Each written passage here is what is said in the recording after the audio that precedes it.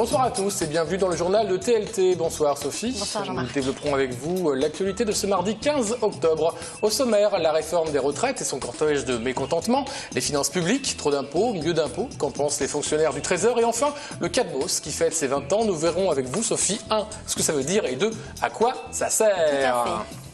Alors, 150 points de mobilisation dans toute la France, dont 1 à Toulouse, 1200 selon la police, plusieurs milliers selon les syndicats et 2500 selon notre journaliste Jérôme Bolloc. Nous parlons des manifestants qui aujourd'hui affichaient leur colère face à la réforme des retraites. C'était ce mardi 15, la première lecture à l'Assemblée nationale.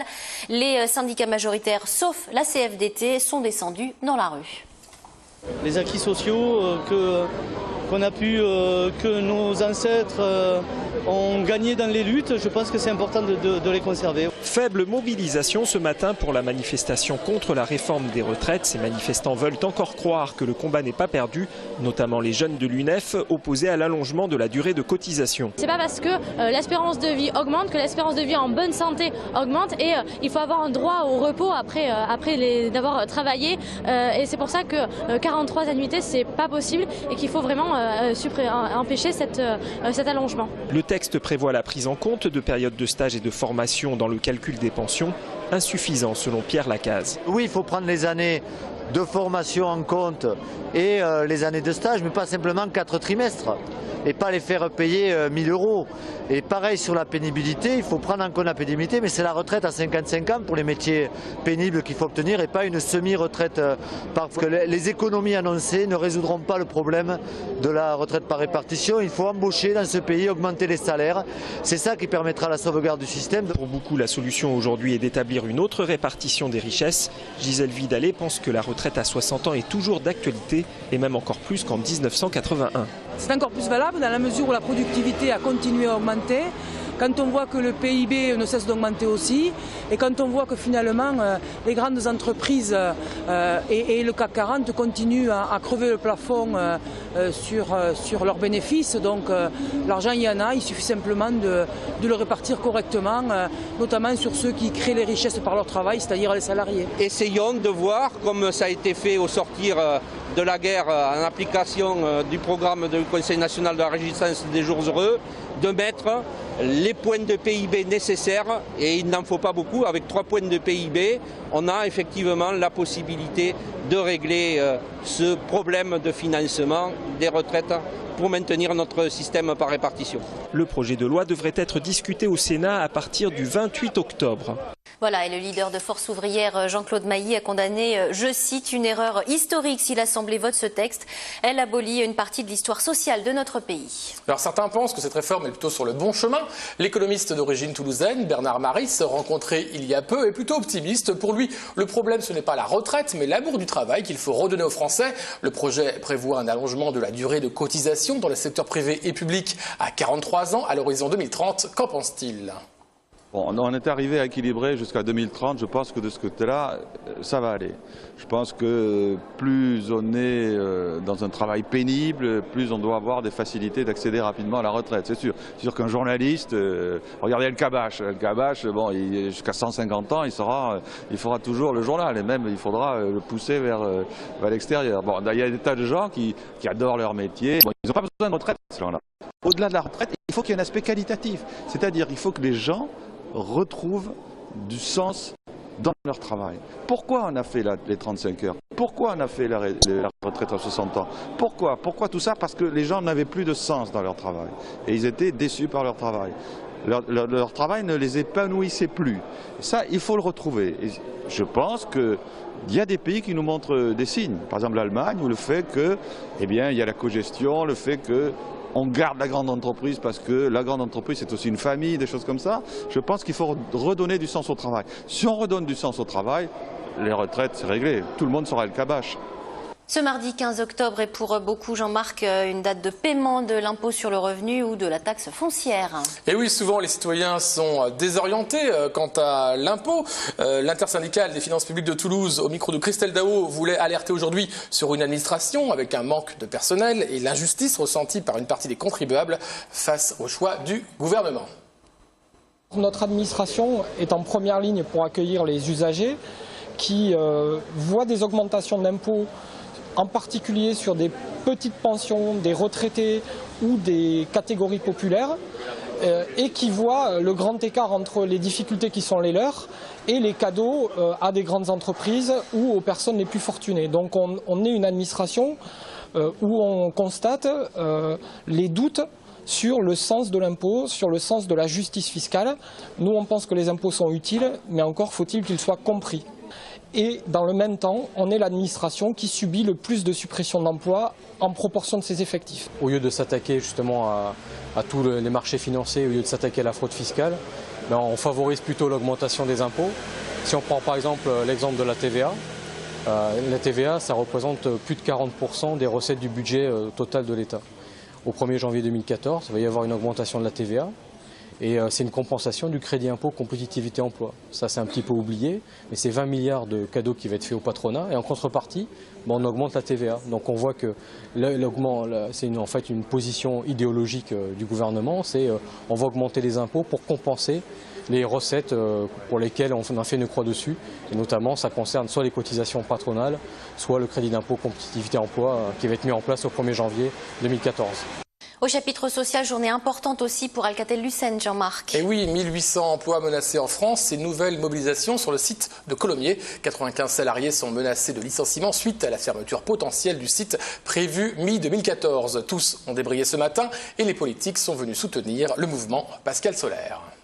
Ne pas rester dans l'attentisme, c'est le mot d'ordre de la CFDT Midi-Pyrénées et des salariés d'Alcatel-Lucent mobilisés contre les licenciements et la fermeture du site.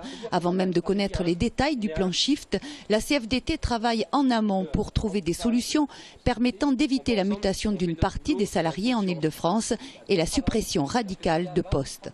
Aujourd'hui, tous les salariés de Toulouse, pratiquement à 90%, font 1 à 2 jours de télétravail par semaine. Ce serait peut-être pouvoir augmenter le nombre de jours de télétravail et imaginer des bureaux plus petits où les salariés se retrouveraient une fois par semaine, chacun à leur tour, ou on ne sait pas, avec des locaux, donc les frais de loyer beaucoup plus faibles. On pense à des externalisations aussi.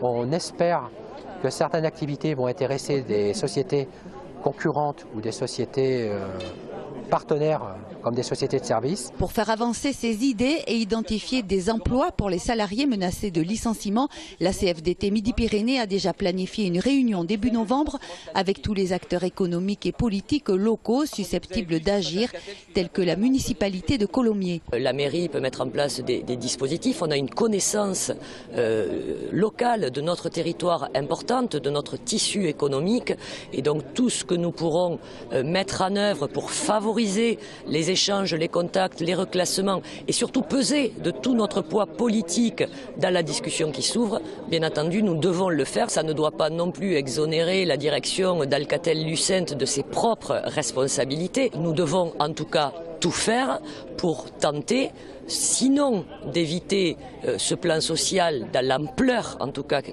à laquelle il est annoncé, mais au moins pour en limiter les conséquences. Selon la CFDT, sur le site toulousain, 10 à 30 personnes pourraient être licenciées, 25 autres seraient conservées mais mutées en Île-de-France. Pour les autres, c'est l'inconnu. Il faudra donc attendre le comité central d'entreprise prévu les 24 et 25 octobre prochains pour en savoir davantage. Voilà, et chez les Sanofi, comité central d'entreprise aujourd'hui à Paris, le site de Toulouse est selon les syndicats plus que jamais en danger. Les explications de François Guim tout de suite. 263 pages de documents et 21 emplois supplémentaires sauvegardés, voilà les principales avancées de la variante du plan de restructuration présenté aujourd'hui par la direction de Sanofi. Il résulte d'un été de négociations avec les grévistes et porte à 187 le nombre de postes de chercheurs supprimés contre 207 annoncés en juillet. Un chiffre qui, selon les syndicats, s'approcherait plus des 350 suppressions de postes. Les sites de Toulouse et Montpellier restent les plus impactés.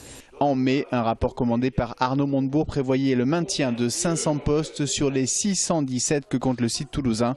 Le plan de restructuration n'en conserverait que 364.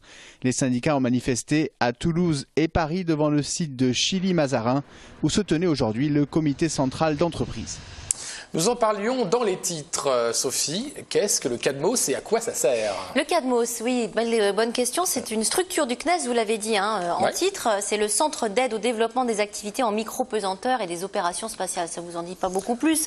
Concrètement, il aide ce centre, il aide les scientifiques à réaliser leurs expériences en micro-pesanteur à bord de l'ISS, qui est la Station spatiale internationale, avec une connaissance pointue des instruments et surtout des conditions à bord de la Station spatiale internationale. Alors si je comprends bien, on fait à Toulouse au CADMOS sur Terre ce que nos astronautes, spationautes ou cosmonautes, je ne sais plus comment on dit, feront dans l'espace. On prépare tout en amont et ensuite tout est réalisé pour de vrai, j'allais dire, réellement dans l'espace. On va voir tout de suite des images de la salle de contrôle puisqu'on a visité le CADMOS en compagnie d'Alain Sorat aujourd'hui.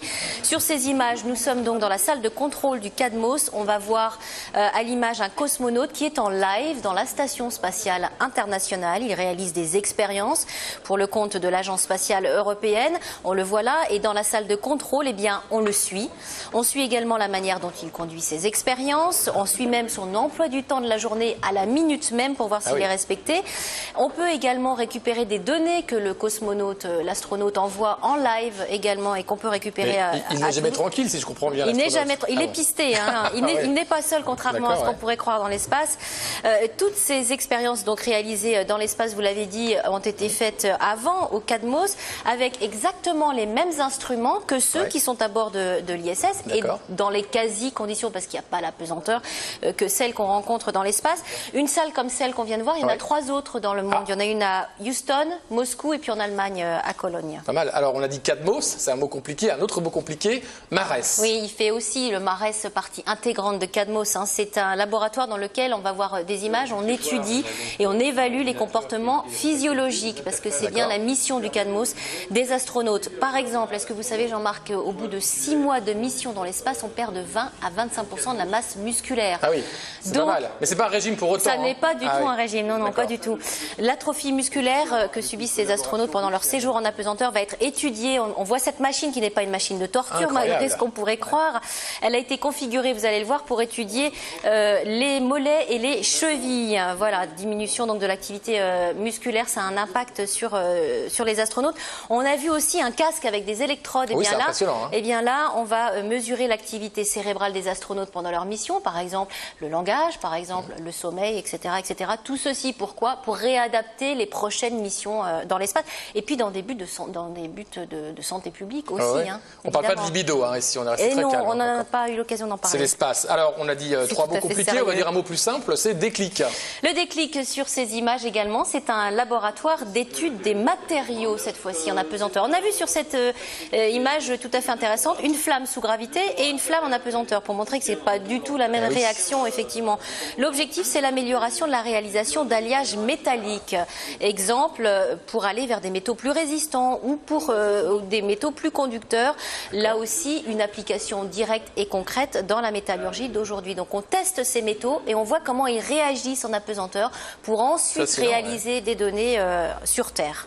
Alors l'enjeu pour tous ces scientifiques c'est d'accompagner les missions donc, de la navette spatiale internationale, l'ISS, on appelle comme ça. Mais alors après... Alors après, c'est la grande question à laquelle on nous a répondu quand même, puisque évidemment la grande question aujourd'hui c'est Mars. On a tous les yeux tournés vers Mars. On ira sur Mars. Tout le monde nous l'a assuré. Est-ce que 12 iront sur Mars? Dites-moi si bon vivant j'irai sur Mars. Vous et moi, non, certainement pas. Peut-être nos petits-enfants. Mais la question c'est quand? Alors 2030, 2040, 2050. Le responsable du CADMOS qu'on a interviewé, qui est Sébastien Bard, nous a assuré que le CNES et donc le CADMOS participeront à ces missions sur Mars.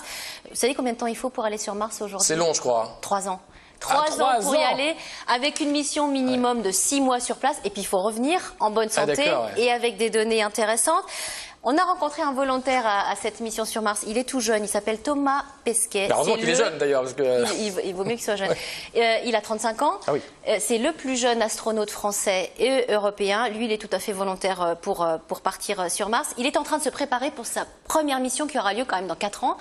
Un entraînement drastique. On va écouter, il nous dit à quoi ce qu'il fait pendant son entraînement et surtout quelle sera sa mission à bord de la Station spatiale internationale dans laquelle il ira dans 4 ans. Il y a tout un tas de choses, ça change tous les jours, c'est ça qui est bien. Ouais. Il faut apprendre le russe par exemple, donc ça c'est des cours de langue tout bêtement, hein. On se retrouve à l'école. Говоришь по-русски? Я говорю по-русски, да, неплохо. Очень приятно с вами познакомиться. Donc ensuite, évidemment il y a de l'entretien physique, mais il faut se qualifier sur des systèmes techniques. Donc ça c'est un peu, moi j'ai un passé de pilote aussi avec Air France, c'est apprendre un avion, une capsule spatiale, c'est la même chose. On apprend tous les systèmes techniques par cœur, comprendre comment ça marche. Ensuite c'est des séances de simulateurs pour savoir un peu voler dans cette capsule, d'abord sans panne, ensuite avec panne, qu'est-ce qui se passe, des pannes de plus en plus graves et des séances de simulateurs de plus en plus compliquées jusqu'à ce que finalement on ait notre badge, notre diplôme qui nous dit voilà, vous êtes qualifié, maintenant vous pouvez voler sur cette capsule et ensuite il n'y a plus qu'à aller pratiquer ça en réalité. Alors les astronautes aujourd'hui ils font tous un peu la même chose dans la station, c'est-à-dire on fait beaucoup de recherche scientifique. La station c'est un laboratoire de classe mondiale dans tout un tas de domaines, la physiologie avec le CADMOS, mais aussi la science des matériaux, la médecine, etc. Donc on fait des expériences scientifiques. On utilise aussi, on va dire, environ 30% de notre temps juste pour assurer notre présence dans l'espace, parce que c'est un environnement tellement compliqué, donc la logistique, de la maintenance, etc. Et dans les 30% du temps restant, on fait beaucoup de sport pour s'entretenir, parce que c'est un milieu où on perd de la masse musculaire, de la masse osseuse. On fait des activités on va dire, de relations publiques aussi, pour promouvoir un petit peu les carrières scientifiques chez les plus jeunes, et parfois des sorties extravéhiculaires ou de la robotique, transfert de cargo à l'extérieur de la station. Il est très élégant ce cosmonaute, j'ai l'impression que vous avez un peu le béguin pour lui. A-t-il vu le film Gravity? Effectivement, il l'a vu en avant-première et vous voulez savoir ce qu'il en pense. Eh bien, il nous a dit que c'était effectivement des images très réalistes, à part quelques petites libertés de scénario, comme par exemple, vous l'avez vu, non? On voit à un moment donné Sandra Bullock retirer son scaphandre, et bien elle est en short et en maillot très sexy en dessous, ce qui permet aux hommes d'apprécier sa plastique parfaite. Eh bien, c'est pas tout à fait le cas hein, dans l'ISS. Sous le scaphandre, il y a une combi de systèmes de contrôle technique, mais selon lui, il s'agit de l'expérience la plus proche sur Terre de ce qui se passe dans l'espace. Donc allez voir ce film. Allez, très vite, on vous retrouvera donc dans Aerospace Mag en mois de novembre pour développer tous ces sujets. Spécial CADMOS, effectivement, Jean-Marc. Merci Sophie. De l'aérospatial à l'aéronautique, il n'y a qu'un vol ou un vol d'aile, on pourrait dire. La 350, il y en a un second si vous levez la tête en ce moment dans Toulouse. Évidemment, Airbus poursuit sa percée du marché japonais. Il a devancé Boeing et ils poursuivent aussi les essais ici en plein air. François Gall.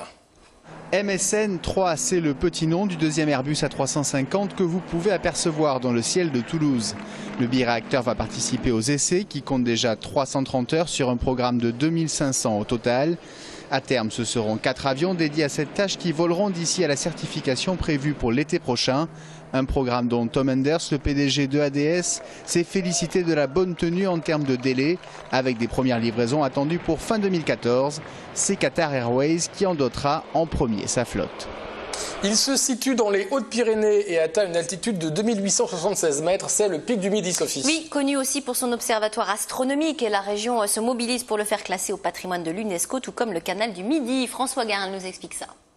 L'observatoire le plus haut d'Europe se positionne pour franchir un palier supplémentaire. Le pic du Midi candidate pour intégrer le patrimoine mondial de l'UNESCO. Plus exactement, c'est pour son paysage céleste nocturne qu'il aimerait être classé. Ce serait l'aboutissement du travail de plus de 250 communes des Hautes-Pyrénées qui ont réduit l'impact de leur éclairage public pour assurer une qualité visuelle optimale au sommet. Pour le site, ce serait aussi l'assurance d'un boost économique. En 2 ans, pour Albi, classé à l'UNESCO en 2010, le tourisme a augmenté de 50%. Misère physique, sociale et morale, c'est du Brecht, c'est au TNT. La pièce se nomme La bonne âme de Sichuan. Greg Lamazer l'a vu pour nous. Une existence conforme à la dignité humaine. Les dieux de l'argent, de la foi, de la soif règnent sur la province du Sichuan. Les personnages inventés par Brecht à la fin des années 30, alors qu'il est en exil, loin de l'Allemagne nazie, se débattent avec des forces puissantes en un combat douteux. Mais comme il est dit, avant d'avoir de la morale, il faut avoir le ventre plein. Jean Bellorini, metteur en scène l'an dernier sur la même scène d'un bon Rabelais, paroles gelées, remet sa troupe en jeu et parfois on dirait une comédie musicale. Certains trouveront que ce Brecht n'a pas la tension animale qu'on peut attendre, les autres seront réjouis par de jolies trouvailles de mise en scène. C'est un Brecht plus doux, un Brecht qui évidemment est violent, mais un Brecht d'aujourd'hui qui accepte d'avoir des questions en point d'interrogation ouvertes. J'espère pouvoir faire beaucoup de bien autour de moi. Cette pièce se joue au TNT jusqu'au 19 octobre. Merci Sophie. Demain, nous retrouverons Jérôme Bollock.